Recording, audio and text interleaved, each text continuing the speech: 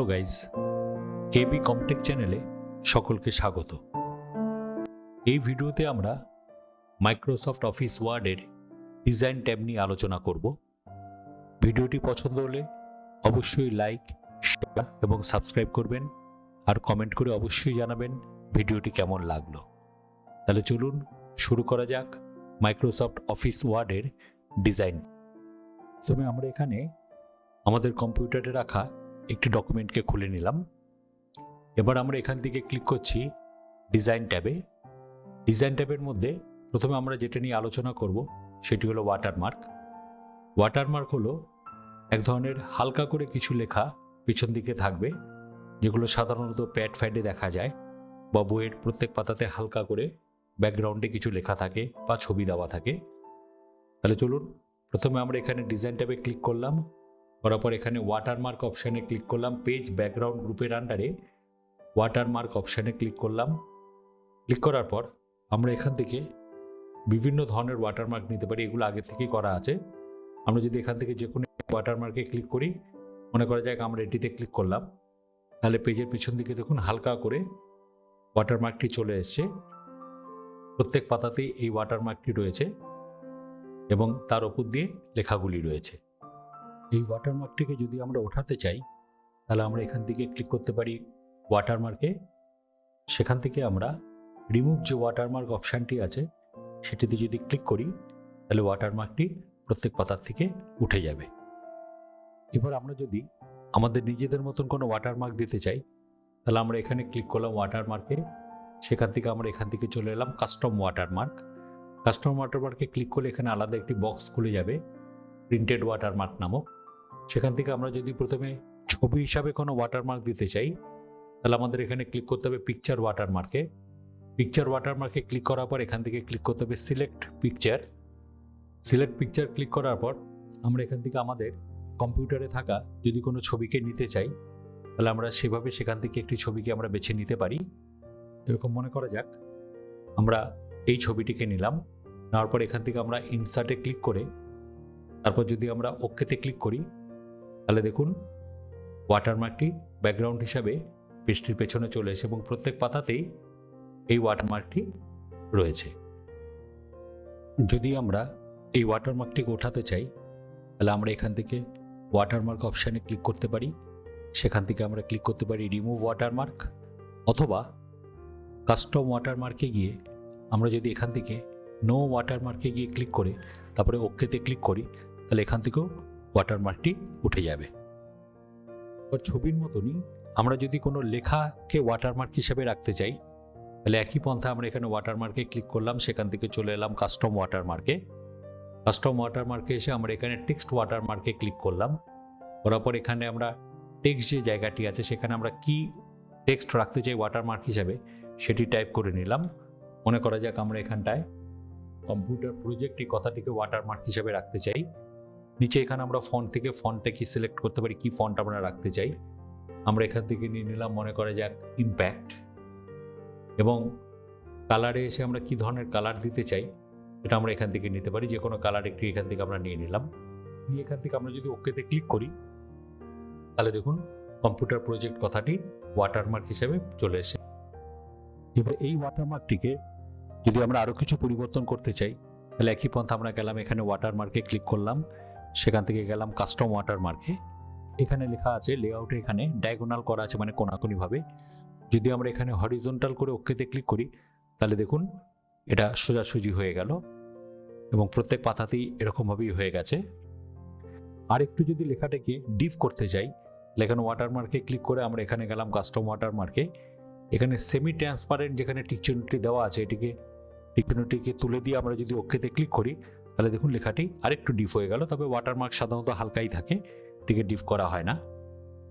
এই টেক্সট ওয়াটারমার্কটিকে যদি ওঠাতে চাই, তাহলে একই পন্থায় প্রথমে আমরা এখানে ওয়াটারমার্কে ক্লিক করলাম, পরে এখান থেকে আমরা ক্লিক করতে পারি রিমুভ ওয়াটারমার্ক, অথবা কাস্টম ওয়াটারমার্কে গিয়ে আমরা যদি নো ওয়াটারমার্কে ক্লিক করে ওকেতে ক্লিক করি, তাহলে পেজগুলি থেকে এই টেক্সট ওয়াটারমার্কটি উঠে যাবে। এর পরের যে অপশানটিতে আসছি সেটি হলো পেজ কালার। পেজ কালারে এখানে ক্লিক করলাম। ক্লিক করার পর এখান থেকে আমরা যে কোনো কালার এখান থেকে আমরা চয়েস করে নিতে পারি। দেখুন আমি কালারটির উপর মাউসটা নিয়ে যাচ্ছি, কালারগুলি চেঞ্জ হচ্ছে ক্রমশ। মনে করা যাক আমি পেজ কালার হিসাবে এই কালারটি দিতে চাই, তাহলে দেখুন এটি পেজ কালার হিসাবে চলে এলো এবং প্রত্যেক পেজেই এরকম পুরো পেজ কালার হিসাবে দেখা যাচ্ছে। তবে এখানে একটা প্রবলেম হয়, যদি আমরা এখানে ফাইল মেনুতে ক্লিক করে এখানে যদি আমরা প্রিন্ট অপশানে ক্লিক করি, তাহলে দেখুন পেজ কালারটি পেজে দেখাচ্ছে না। কিন্তু আমরা যদি চাই পেজ কালার দিয়ে পেজগুলিকে প্রিন্ট করব, পেজ ব্যাকগ্রাউন্ড কালার দিয়ে পেজগুলিকে প্রিন্ট করব, তাহলে একই পন্থা আমরা এখান থেকে চলে এলাম ফাইল মেনুতে। এখানে এসে অপশানস যে ব্যাপারটি আছে, অপশানস এখানে ক্লিক করলাম। করার পর এখান থেকে যে বক্সটি চলে এলো এটি হলো ওয়ার্ড অপশানস বক্স। এখান থেকে ডিসপ্লেতে ক্লিক করলাম। ডিসপ্লেতে ক্লিক করার পর এখানে দেখুন লেখা আছে print background colours and images. এই জায়গাটা টিক চিহ্নতে ক্লিক করে আমরা যদি ওকেতে ক্লিক করি, এবার যদি আমরা আবার ফাইলে ক্লিক করে ফাইল মেনুতে ক্লিক করে যদি প্রিন্টে গিয়ে ক্লিক করি, তাহলে দেখুন এবার প্রিভিউতে ব্যাকগ্রাউন্ড কালার সহ পেজটি দেখাচ্ছে। আবার যদি এই অপশানটিকে ওঠাতে চাই, তাহলে একই পন্থায় এই ফাইল মেনুর এখানে অপশানসে ক্লিক করলাম। করার পর এখান থেকে ডিসপ্লেতে ক্লিক করে print background colours and images যে টিক চিহ্নটি দেওয়া আছে এই টিক চিহ্নটি তুলে দিয়ে ওকেতে ক্লিক করলাম। করার পর আবার যদি এখানে আমরা ফাইলে ক্লিক করে প্রিন্ট অপশানে ক্লিক করি, তাহলে দেখুন আবার ব্যাকগ্রাউন্ড কালার ছাড়া প্রিন্ট প্রিভিউটি দেখাচ্ছে। এবার এই যে পেজের যে ব্যাকগ্রাউন্ড কালারটি আছে সেটিকে আরও পরিবর্তন করা যায়। তখন আমরা এখান থেকে ক্লিক করতে পারি পেজ কালারে, সেখান থেকে আমরা চলে আসতে পারি ফিল এফেক্টস। ফিল এফেক্টস এসে আমরা এখানে যদি ওয়ান কালারে ক্লিক করি, এখান থেকে আমরা যে কোনো একটি কালার চয়েস করে নিতে পারি। মনে করা যাক আমার এই কালারটিকে চয়েস করলাম। করার পর এখান থেকে দেখুন বিভিন্ন স্টাইলস আছে, horizontal, vertical, diagonal up, diagonal down. এগুলোতে ক্লিক করলে আবার বিভিন্ন ধরনের শেড দেখাবে। এর মধ্যে আবার যে শেডটি পছন্দ সেটিতে ক্লিক করে আমরা যদি ওকেতে ক্লিক করি, তাহলে দেখুন ব্যাকগ্রাউন্ড হিসাবে সেরকম কালারটি চলে আসছে। এছাড়াও আমরা যদি আবার পেজ কালারে যাই, এখান থেকে ফিল এফেক্টসে গেলাম, তারপর আমরা যদি টু কালার্সে ক্লিক করি, টু কালার্স মানে দুটি কালারের মিশ্রণ, এটা কালার 1 এটা আছে এবং কালার 2 আমরা এখান থেকে এটিকে চয়েস করলাম। এবার আমরা যদি যে কোনো একটিতে ক্লিক করে ওকেতে ক্লিক করি, তাহলে সেরকম মিশ্রণ দিয়ে ব্যাকগ্রাউন্ড কালারটি চলে আসবে।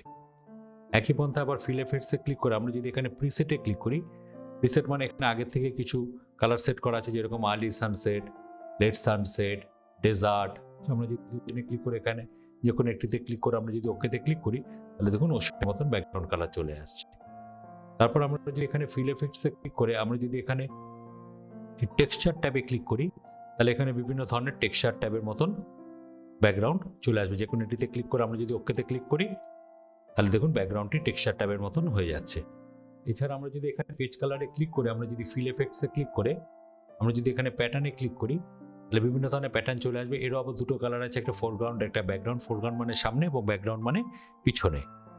আর যদি পিকচারে ক্লিক করে আমরা এখান থেকে সিলেক্ট পিকচারে ক্লিক করে আমাদের কম্পিউটারে রাখা কোনো ছবিকে যদি ব্যাকগ্রাউন্ড হিসাবে নিতে চাই, মনে করা যাক আমরা ব্যাকগ্রাউন্ড হিসাবে এটিকে নিতে চাই, এখানে ক্লিক করে আমরা যদি ইনসার্টে ক্লিক করে তারপরে ওকেতে ক্লিক করি, তাহলে দেখুন পেজের ব্যাকগ্রাউন্ড কালার হিসাবে এই পিকচারটি চলে এসছে। এই ব্যাকগ্রাউন্ড কালারটিকে যদি ওঠাতে চাই, তাহলে এখানে পেজ কালার অপশানে ক্লিক করে আমরা যদি এখানে নো কালারে ক্লিক করি, তাহলে পেজ থেকে ব্যাকগ্রাউন্ড যে কালারটি বা পিকচারটি ছিল সেটি সম্পূর্ণভাবে উঠে যাবে। এবার আমরা চলে আসি পেজ বর্ডার অপশানে। পেজ বর্ডার দিয়ে কী করা যায়, পেজের সাইড দিয়ে পুরো বর্ডার দেওয়া যায়। এটি যদি কোনো আমরা ফ্রন্ট পেজ বানাই সেক্ষেত্রে বিশেষভাবে উপযোগী হয়। তাহলে চলুন এখানে আমরা প্রথমে পেজ বর্ডারে ক্লিক করলাম। করার পর এখান থেকে বিভিন্ন বর্ডার দিতে পারি। প্রথমে আমরা এখানে বক্সে ক্লিক করলাম। এবার কী ধরনের বক্স চাই বা বক্সের যে লাইনগুলো চাই সেটি কী ধরনের চাই সেটিতে ক্লিক করলাম। নিজে এখানে কালার থেকে সেই কালারে ক্লিক করলাম। দাগটি কতটা মোটা চাই সেটিতে ক্লিক করলাম। করে আমরা যদি এখানে ওকেতে ক্লিক করি, তাহলে দেখুন পুরো পেজটির সাইড দিয়ে বর্ডার চলে আসে এবং প্রত্যেক পাতাতেই এই বর্ডারটি অ্যাপ্লাই হয়ে গেছে। বর্ডারটিকে যদি আরও পরিবর্তন করতে চাই, তাহলে এখানে পেজ বর্ডারে ক্লিক করলাম। করার পর যদি আমরা এখানে শ্যাডোতে ওকেতে ক্লিক করি, তাহলে দেখুন বর্ডারের পাশ দিয়ে একটি শ্যাডো চলে এসছে। এছাড়াও আবার যদি আমরা পেজ বর্ডারে ক্লিক করে নিচে দেখুন এখানে আর্ট বলে একটি কথা লেখা আছে, এখানে যদি আমরা ডাউন অ্যারোতে ক্লিক করি, তাহলে এখানে বিভিন্ন ধরনের ডিজাইন অলরেডি দেওয়া আছে। এর মধ্যে যেটি একটি পছন্দ সেটিতে ক্লিক করে আমরা যদি ওকেতে ক্লিক করি, তাহলে সেই আর্ট দিয়ে পুরো পেজটি বর্ডার তৈরি হয়ে যাবে। কোনো সার্টিফিকেট বানাতে বিশেষভাবে কার্যকরী হয়। আর যদি পেজ বর্ডারটিকে ওঠাতে চাই, তাহলে একই পন্থা আমরা এখানে পেজ বর্ডারে ক্লিক করলাম। ক্লিক করার পর এখান থেকে নান যে অপশানটি আছে সেটিতে ক্লিক করলাম, করে যদি আমরা এখান থেকে ওকেতে ক্লিক করি তাহলে পেজগুলি থেকে যে বর্ডারগুলি ছিল সেটি সম্পূর্ণভাবে উঠে যাবে। এই ছিল আমাদের ডিজাইন ট্যাবের অধীনে যে মেন অপশানসগুলি আছে সেগুলি। ভিডিওটি পছন্দ হলে অবশ্যই লাইক, শেয়ার এবং সাবস্ক্রাইব করবেন, আর কমেন্ট করে অবশ্যই জানাবেন ভিডিওটি কেমন লাগলো। তাহলে এখানেই শেষ করছি। ধন্যবাদ।